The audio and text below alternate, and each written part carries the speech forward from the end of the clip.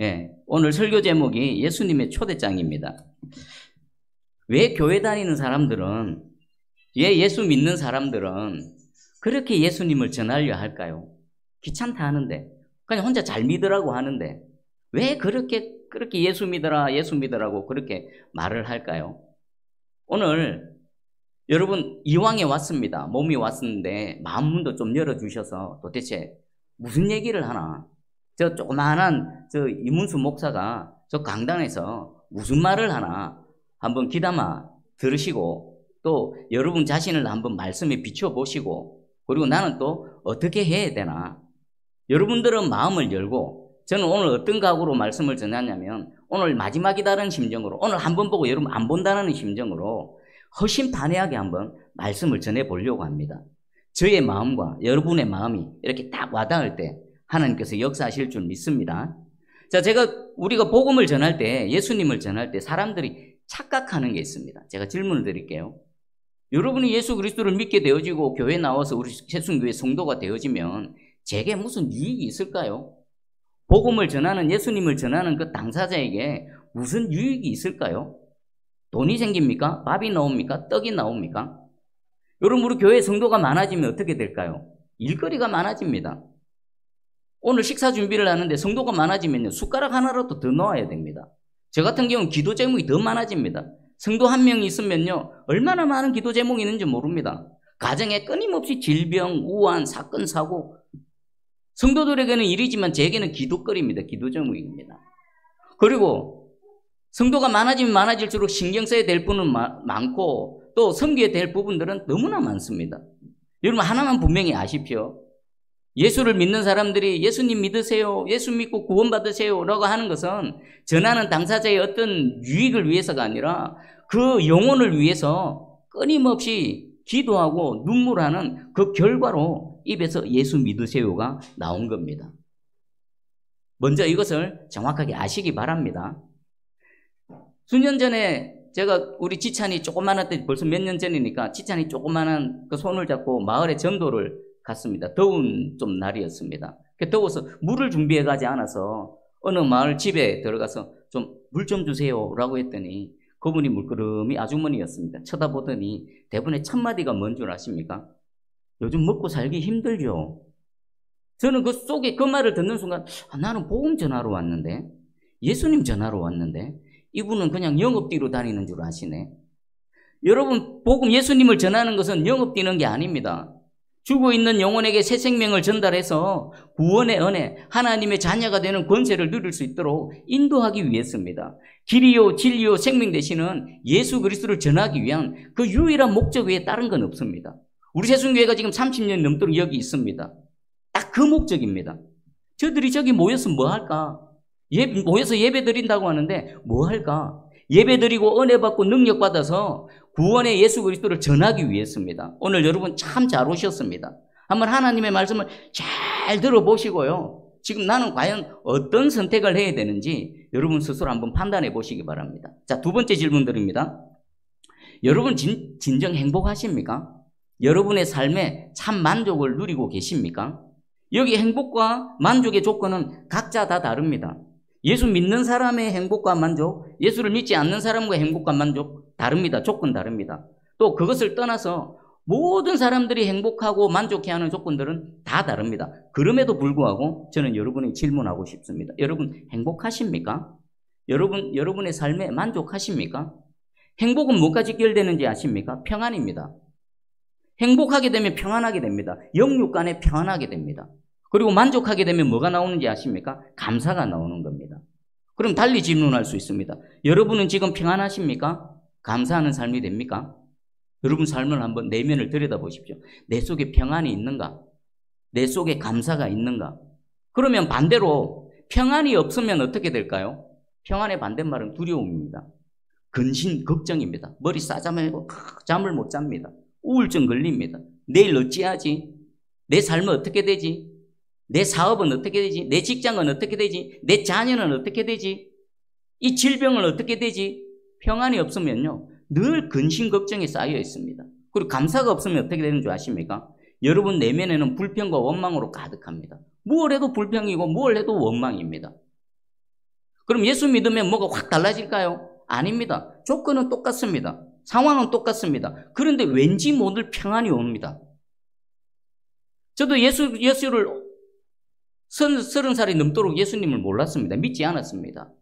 그런데 예수 그리스도를 알게 되어지고 믿는 순간에 제일 먼저 나타난 정상이 샬롬입니다. 샬롬. 평안입니다. 달라진 거 하나도 없습니다. 통장은 마이너스 통장이고 은행에서는 늘 비톡촉하는 전화는 계속 오지만 왠지 모를 평안이 옵니다. 그전에는 어찌할꼬 해결할 능력은 없고 갚을 능력은 없고 계속 짊어지고 있는 근심 걱정. 근데 예수님을 믿고 나니까요. 뭔지 말로 표현할 수 없습니다. 샬롬이 옵니다. 그리고 원망과 불평이 점점 감사로 변화되어지기 시작했습니다. 여러분 오늘 이 시간 여러분의 내면을 한번 잘 점검해 보십시오. 나는 평안한가?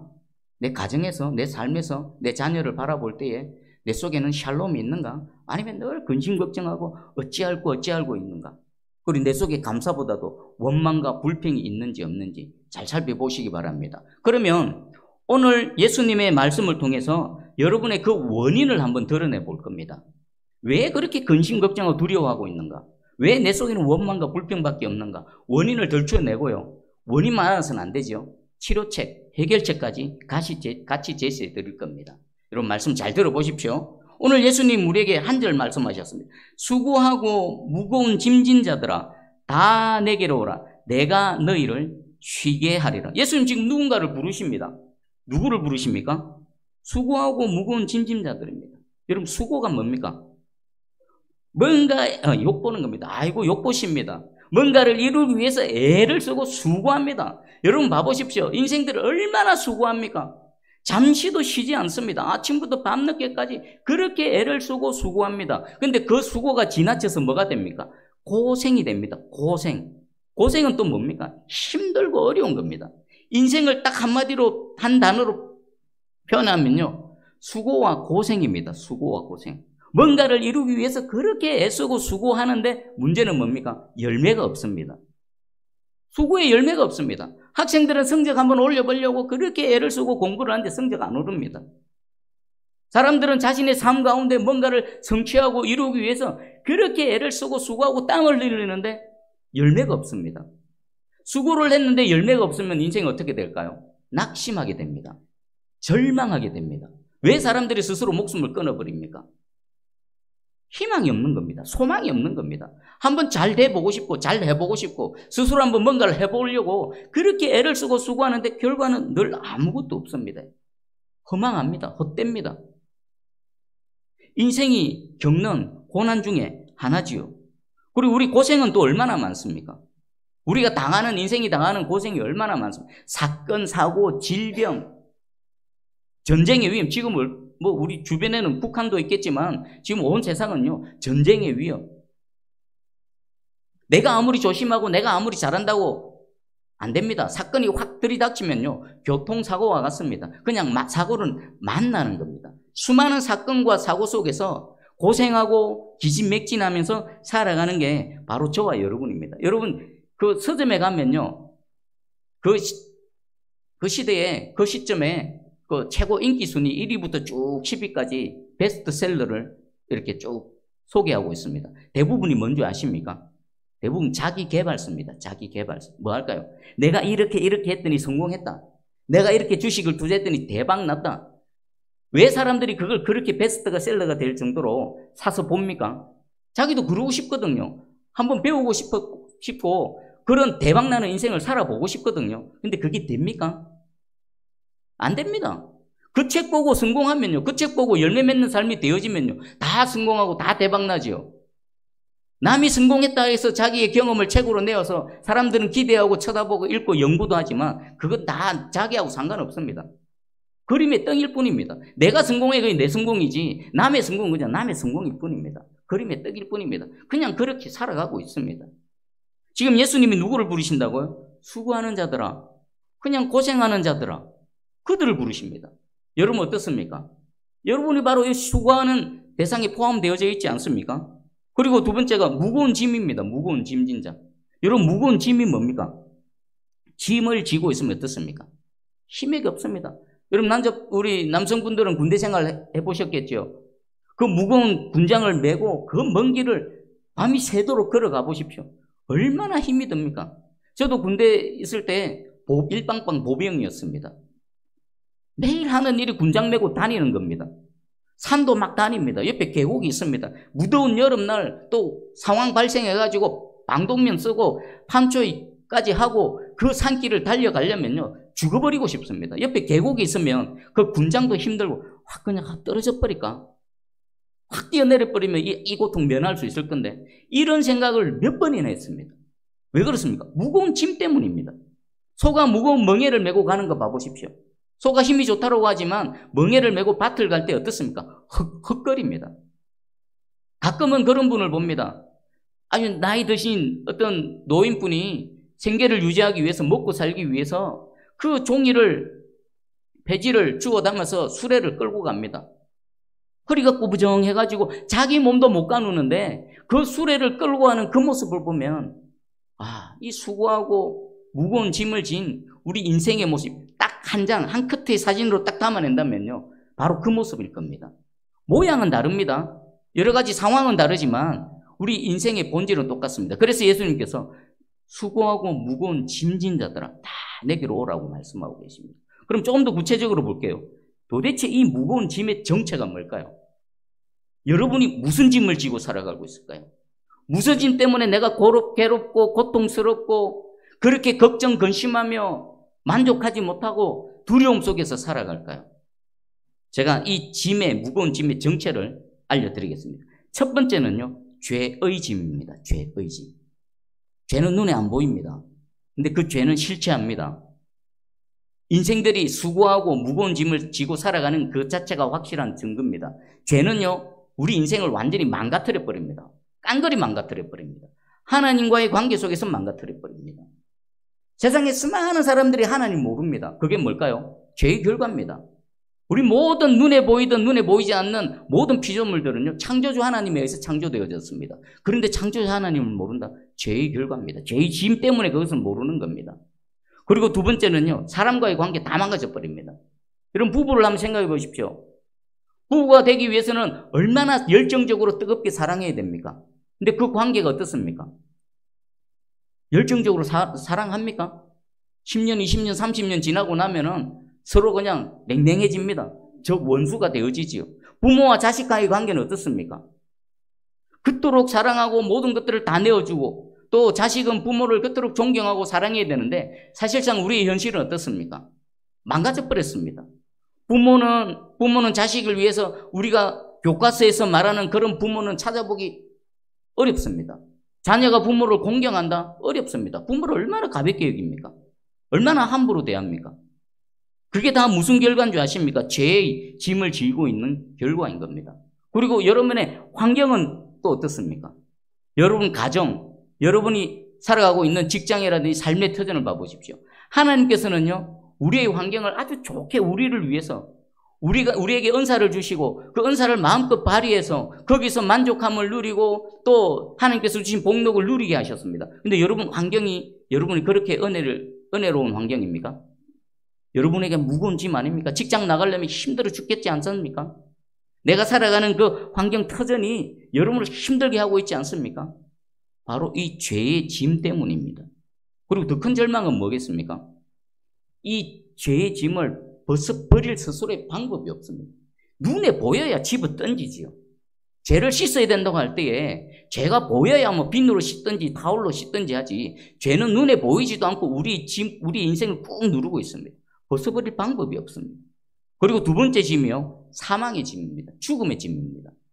우리 인생이 살아가면서 두려워해야 될 것이 참 많습니다. 무섭고 두려운 것들이 참 많습니다. 근데 그 두려움의 최정점에 뭐가 있을까요? 죽음입니다. 죽음. 사람들이 애쓰고 수고하는 것 중에 그 내면의 끝에 딱 들어가 보면요, 죽음의 두려움입니다. 돈 못 벌어서 굶어 죽을까봐 그렇게 애를 쓰고 수고하고 돈을 벌려고 합니다. 멍에 추워서 얼어 죽을까봐 그렇게 애를 쓰고 수고합니다. 죽음입니다. 죽음의 두려움, 사망의 짐입니다. 근데 이 죽음을 피해갈 수 있는 사람이 있습니까? 지금 여기 다 앉아있지만, 아니, 호흡 있는 모든 것은 그냥 태어나는 순간 죽음으로 가는 겁니다. 오늘 하루 살았지요. 그럼 저와 여러분의 살날 하루가 줄어드는 겁니다. 언제 죽을지 모르지만 그것을 향해서 한 걸음 한 걸음 하루하루 걸어갑니다. 절대로 피해가지 못합니다. 아무리 재벌 회장님이라 하더라도 죽음 못 피해가면 돈으로 못 삽니다. 만약에 이 죽음을 피해갈 수 있는 게 돈으로 살 수 있고 피해갈 수 있고 세상 권력으로 피해갈 수 있었더라면 중국에게 진시 황제 아직도 살아 있었겠죠.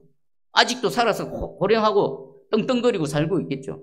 그렇게 죽음을 피해보려고 그 권력과 모든 것들을 동원했던 진시 황제도 지금 없습니다. 그냥 한 줌의 흙입니다. 죽음의 짐입니다. 그냥 하루하루 살다가 심장이 뛰니까 여러분 심장 여러분 이 몸 안에 있다라고 해서 여러분 마음대로 됩니까? 내가 안 뛰고 싶다고 안 뛰어집니까? 심장 뛰어야지 한다고 뛰어집니까? 사고로 막 심폐소생술을 합니다. 그래봐야 소용없습니다. 호흡이 있어서 심장이 뛰는 동안에 그냥 살다가 호흡이 먹고 심장이 멎어버리면요 그냥 가는 인생이 우리입니다. 죽음의 짐 못 벗어납니다. 그리고 세 번째는요 그냥 죄의 짐과 죽음의 짐만 있으면 되는데 우리는 죄에서 사망으로 가는 동안에 지금 살아가고 있습니다. 이게 뭘까요? 수고하고 고생하는 이 땅에 살아가는 동안에 인생이 짊어지는 짐인 것입니다. 이 짐은요 절대로 벗어날 수가 없습니다. 자, 그러면 예수님께서 우리를 부르시는 이유가 뭡니까? 이 수고하고 무거운 짐진 자들아 다 내게로 오라. 왜 부르십니까? 다 오랍니다. 다. 먼저 여러분 나는 여기에 해당되는가 안 되는가를 먼저 한번 판단해 보십시오. 여러분 이 예수님의 부르심의 대상에서 제외됩니까? 어떤 사람이 제외됩니까? 나는 이 죄의 짐, 사망의 짐, 고생의 짐 지고 있지 않아. 나는 안전해, 나는 완전해, 나는 평안해 하면 여기 예수님의 부르심에서 제외됩니다. 그런데 실제로는요 이 예수님의 부르심의 대상에서 제외되는 인생은 단 한 영혼도 없습니다.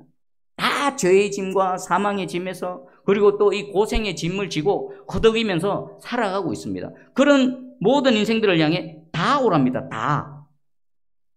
다가 무슨 의미일까요? 차별 안 하겠다는 겁니다. 제한 안 하겠다는 겁니다. 누구든지 원하기만 하면 내가 다 만나주겠다라는 것입니다. 여러분 세상을 한번 돌아보세요. 어느 조직, 어느 집단, 어느 단체에도 조건이 없고 제한이 없는 단체가 있습니까? 제가 생각해 봤는데 아무리 둘러봐도 없습니다. 동호회는 어떻습니까? 자전거 타는 동호회는 자전거 타는 사람입니다. 뭐 골프 치는 동호회는 골프 치는 사람들입니다.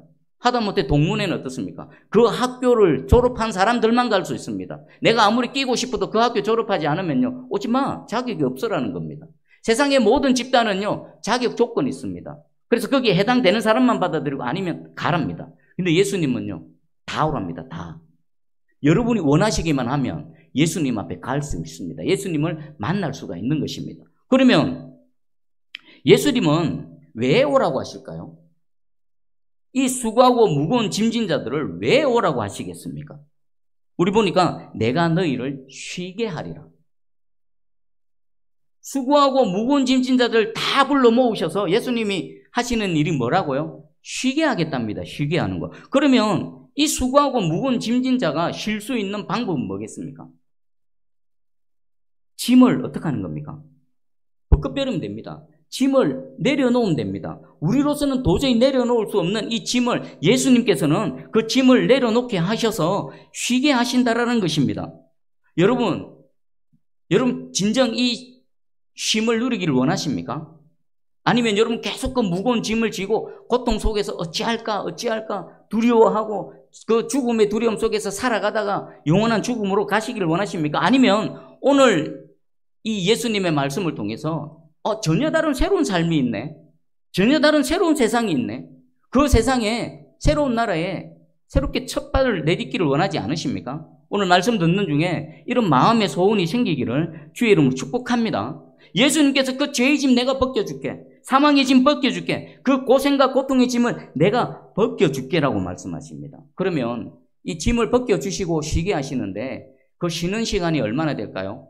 학교에 가면 아이들 수업 1교시 끝나고 2교시 중에 잠깐 쉬는 시간이 있습니다.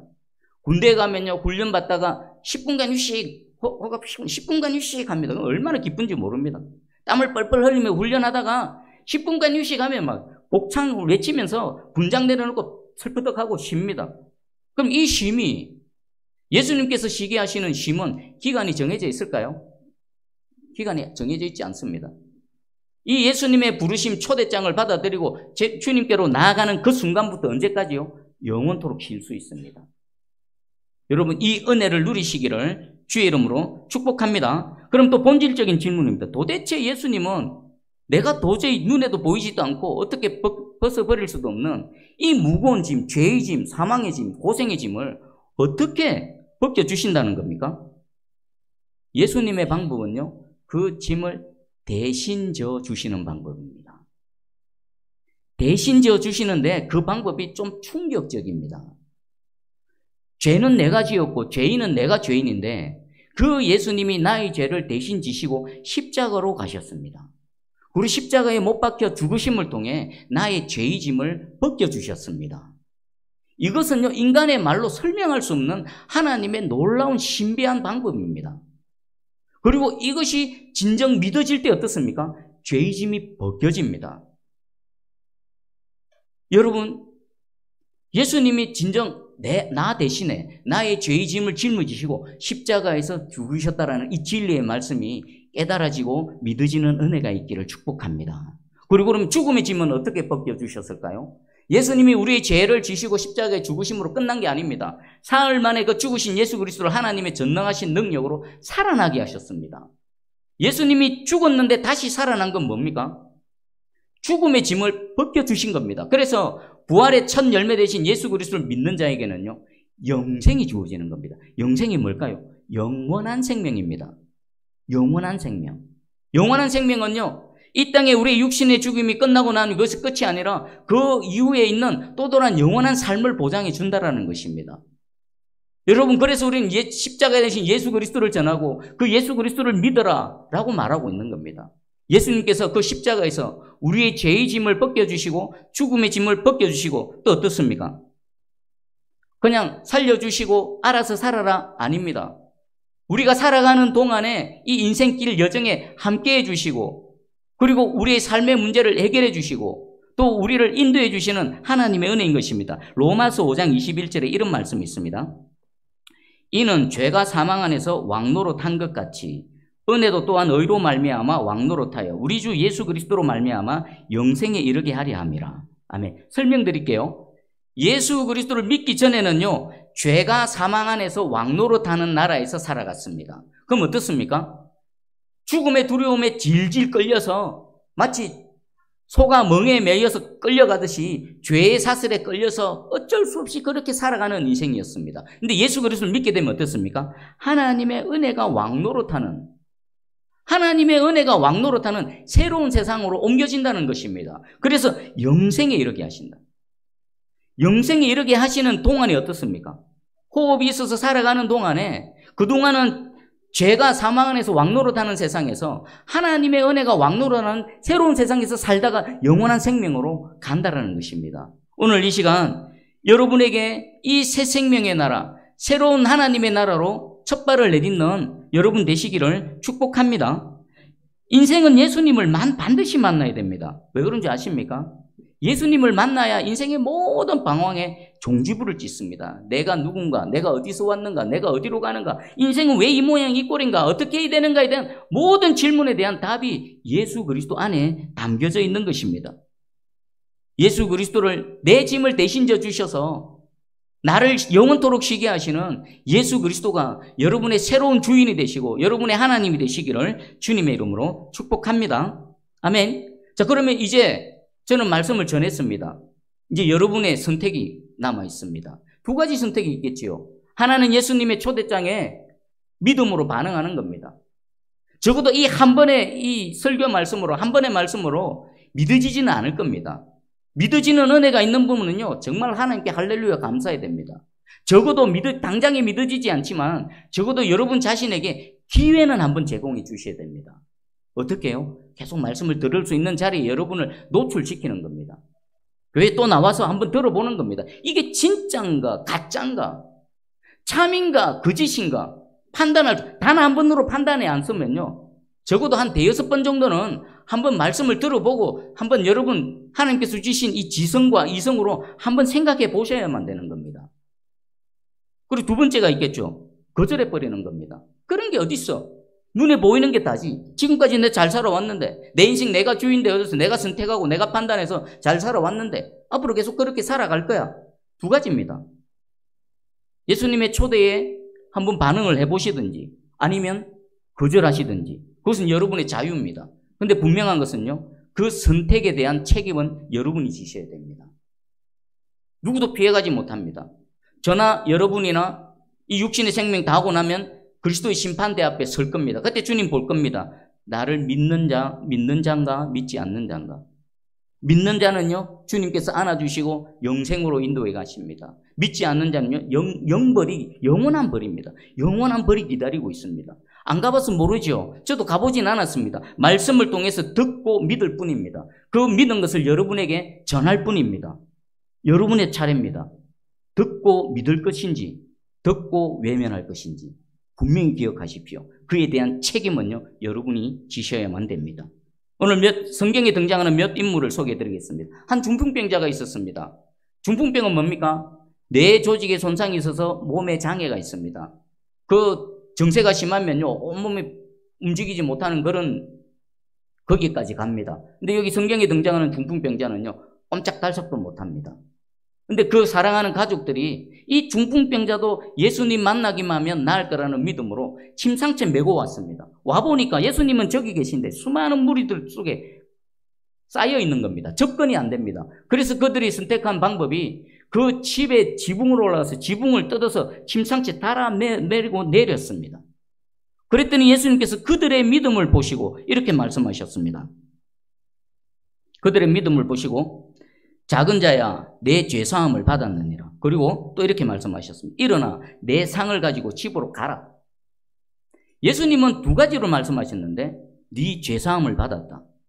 그리고 너 그 침상을 들고 집으로 가라. 어떻게 갈 수 있습니까? 중풍병으로부터 치유함을 받아야 되죠. 그래야 자기가 누워서 왔던 침상을 메고 갈 수 있지 않습니까? 어떻게 되어졌을까요? 예수님의 이 한 말씀에 중풍병자가 벌떡 일어나서 그걸 들고 왔습니다. 여러분, 성경에 기록되어진 실체입니다. 사실입니다. 역사적인 사건입니다. 자, 이 중풍병자는 두 가지 은혜를 입었습니다. 하나는 죄사함의 은혜를 입었고요, 하나는 중풍병 자체가 치유되는 은혜를 입었습니다. 그럼 이 죄와 중풍병은 어떤 관계가 있을까요? 중풍병은요, 겉으로 나는 정상일 뿐입니다. 이 사람이 중풍병으로 고통당할 수밖에 없는 병의 근원은 뭡니까? 죄라는 겁니다. 예수님께서는요, 그냥 정상으로 나타나는 중풍병만 치유해 주신 게 아니라 중풍병에 걸릴 수밖에 없는 죄의 문제를 해결해 줘버렸습니다. 예수님은 죄의 문제를 해결해 주시고 그 겉으로 드러나는 정상까지 깨끗이 치유해 주셔서 새로운 인생, 새로운 삶을 살게 하셨습니다. 이 은혜가 누구를 통해서요? 예수 그리스도를 만남을 통해서 이루어진 겁니다. 오늘 여러분 삶에 어떤 문제가 있습니까? 뭐 경제적인 어려움, 관계의 어려움, 사업의 어려움, 뭐 마음에 여러 가지 어려움이 있으십니까? 그건 정상일 뿐입니다. 그거 해결하려고 사방팔방 돌아다녀 봐야 해결 안 됩니다. 왜요? 그 근원에 죄의 문제가 있기 때문입니다. 그럼 정상을 해결하려면 뭘 해결해야 될까요? 죄를 해결해야 됩니다. 죄가 해결되면 정상도 싹 사라집니다. 근데 그걸 해결해 주실 수 있는 분이 누구라고요? 예수 그리스도 한 분밖에 없습니다. 여러분도 안 되고요, 세상 어디에도 없습니다. 오늘 잘 오셨습니다. 나의 근원, 병의 근원을 해결해 주시는 예수 그리스도를 만나면요, 주께서 그 병의 원인을 제거해 주시고 치유해 주실 줄 확실히 믿습니다. 그리고 또 소경이면서 거지인 바디메오라는 사람이 있었습니다. 예수님께서 예루살렘으로 향해 가시다가 여리고라는 그 마을에 이르셨습니다. 거기에 소경이어서 이 구걸하면서 살 수밖에 없는 바디메오라는 사람이 거기에 앉아 있었습니다. 예수님과 수많은 무리들이 지나갑니다. 자신 앞으로 예수님이 지나간다는 소리를 들었습니다. 이 소경이면서 거지인 바디메오가 어떻게 반응했을까요? 소리를 질러 이르되 다윗의 자손 예수여 나를 불쌍히 여기소서. 아니, 가만히 있다가 예수님 지나간다는 소리를 듣고 왜 갑자기 소리를 질러서 다윗의 자손 예수여 나를 불쌍히 여기소서 합니까? 태어날 때부터 소경으로 태어나서 소경이었기 때문에 아무것도 할 수 없이 이 거지 노릇하며 살 수밖에 없는 나를 좀 불쌍히 여겨 주시옵소서. 나를 좀 도와주시옵소서. 예수님을 향해서 부르짖는 겁니다. 그랬더니 사람들이 저리 가, 시끄러워, 어디 감히 예수님께 와. 포기했을까요? 아닙니다. 더 크게 소리 질렀습니다. 예수여, 나 좀 봐주십시오. 예수여, 나를 좀 불쌍히 여겨주시옵소서. 그랬더니 예수님이 이렇게 말씀하십니다. 안심하라, 일어나라. 그가 너를 부르신다. 제자를 통해서 그걸 부르라고 하십니다. 그 맹인 나에게로 오라 하라. 그랬더니요, 맹인이 이렇게 반응합니다. 맹인이 겉옷을 내버리고 뛰어 일어나 예수께 나아오거늘. 오늘 여러분 이 하나님의 말씀 앞에 두 가지로 반응해야 됩니다. 아, 내가 이렇게 수고하고 무거운 짐진 상태에서 살아가는구나라는 것을 깨달아 하시고요. 예수라는 이름을 듣는 순간 예수님을 향해서 여러분이 소리를 질러야 됩니다. 여러분 행복하십니까? 편안하십니까? 아니지 않습니까? 고통 있고 어려움 있고 여러분 해결할 수 없지 않습니까? 그게 뭡니까? 예수가 필요하다는 증거입니다. 예수가 여기 계십니다. 뭐 해야 됩니까? 예수여, 예수여, 나를 불쌍히 여기소서. 나를 좀 도와주소서. 그러면요, 사람은 시끄러워하지만 예수님은 오라고 그럽니다. 예수님이 오라는 소리 듣고 맹인이 겉옷을 던져버렸습니다. 이 겉옷이 뭔지 아십니까? 겉옷은요, 거지 공식 허가증입니다. 당국에서, 관청에서 이 사람은 맹인이기 때문에 구걸할 수밖에 없는 사람입니다. 이 사람 보면 좀 적선을 해 주십시오라는 그런 겉옷이 있습니다. 그 겉옷을 집어 던져버리고 예수님께로 뛰어 일어나 소리 나는 대로 갔습니다. 아니, 어떻게 겉옷을 던져버립니까? 이 겉옷을 입고 있어야 계속해서 뭐합니까? 구걸해서 먹고 살 수 있는데 예수님께서 오라는 소리를 듣자마자 겉옷을 집어 던져버렸습니다. 어떤 믿음입니까?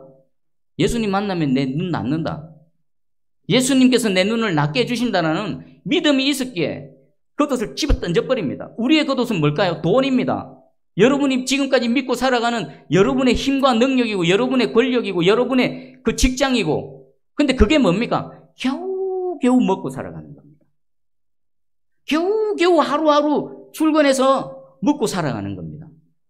그냥 물 한 바가지 퍼서 그냥 갈증 해결하는 겁니다.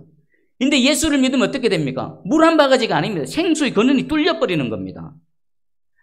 마르지 않고 계속 흘러가는 하나님의 생수가 여러분 인생을 찾아가는 겁니다. 그러면 이 겉옷은 더 이상 필요 없습니다. 한 바가지 한 바가지 퍼먹던 그 바가지 필요 없습니다. 던져버리시고 예수 그리스도로 뛰어나오시기를 바랍니다.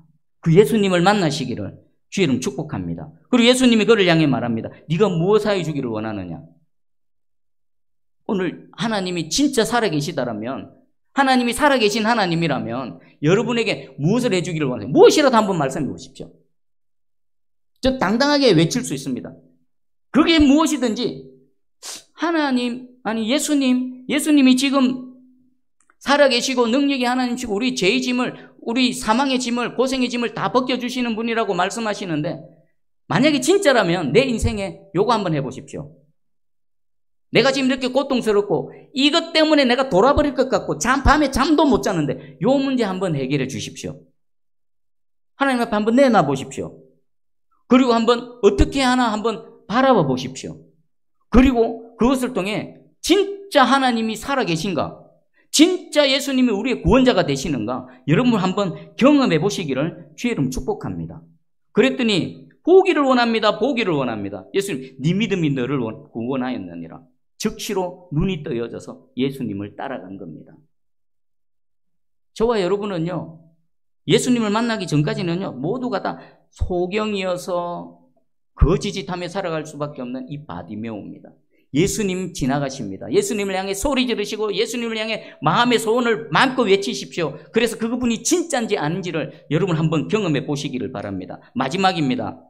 한 가련한 여인이 있었습니다. 7 귀신 들린 여인이었습니다. 예수님을 만나기 전에는요, 이 7 귀신 들린 그 한 삶을 한번 상상해 보십시오. 얼마나 엉망이고 진창이었겠습니까? 사람들로부터 외면당하고 왕따당하고 버림받고 소외받는 그런 인생이었습니다. 근데 그 여인이 예수님을 만나고 난 이후에 어떻게 되어졌을까요? 7 귀신을 쫓아내어 주신 막달라 마리아라고 성경은 소개하고 있습니다.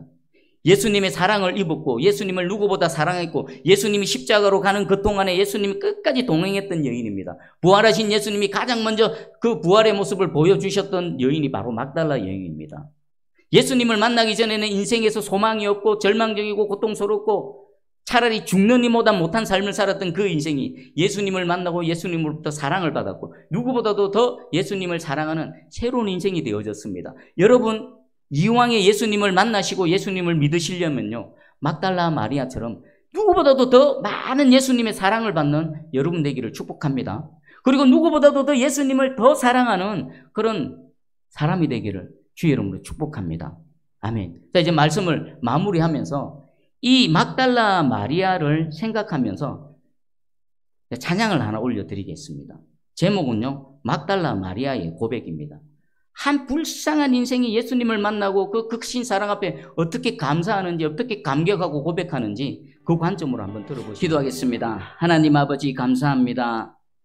오늘 또 초청주일로, 어버이 주일로 하나님 앞에 나와 예배를 드립니다. 예배 가운데 하나님의 말씀이 선포되어졌사오니 말씀 중에 성령이 역사하셔서 우리의 마음을 두드려 주시고 마음문이 열려지게 해주시고 선포되어진 하나님의 말씀이 듣고 믿어져서 우리 주님이 나의 죄의 짐, 사망의 짐, 나의 고생의 짐을 다 벗겨주시는 나의 구원자가 되게 해주시고 이제부터 그 죄가 사망 안에서 왕노릇하는 세상이 아니라 하나님의 은혜가 왕노릇하는 새로운 세상에서 살아갈 수 있는 우리 모두 되게 하여 주시옵소서. 감사드립니다. 예수님의 이름으로 기도합니다. 아멘. 네, 이 시간 예물을 드릴 때에